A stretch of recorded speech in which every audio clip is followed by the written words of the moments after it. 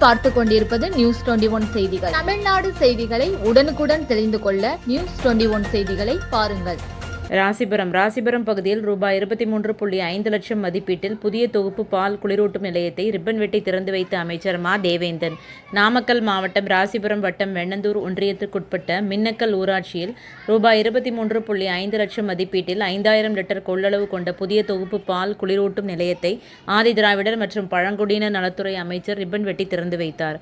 பின்னர் நிகழ்ச்சியில் கலந்து கொண்ட அமைச்சர் மா. மதிவேந்தன் மற்றும் மாநிலங்களவை உறுப்பினர் KRN ராஜேஷ்குமார் ஆவின் பால் சொசைட்டியில் ஒரு வருடத்திற்கு 4500 லிட்டருக்கு மேல் பால் வழங்கிய முதல் 3 நபருக்கு பால் கேன் பரிசாக வழங்கி அவர்களை ஊக்குவித்தனர். மேலும் இந்நிகழ்ச்சியில் பால் உற்பத்தியாளர்கள் மற்றும் வெண்ணந்தூர் ஒன்றிய செயலாளர் RM துரைசாமி, கட்சி தொண்டர்கள், அரசு அதிகாரிகள் என பலரும் கலந்து கொண்டனர். News21 செய்திகளுக்காக செய்தியாளர் சீனிவாசன்.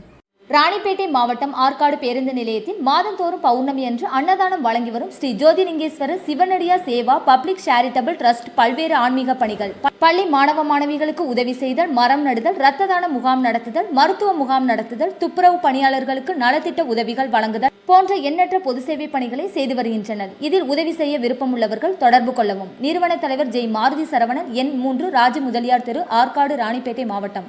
மேலும் விவரங்களுக்கு 9040405952 8098187924 என்ற எண்ணை தொடர்பு கொள்ளவும்.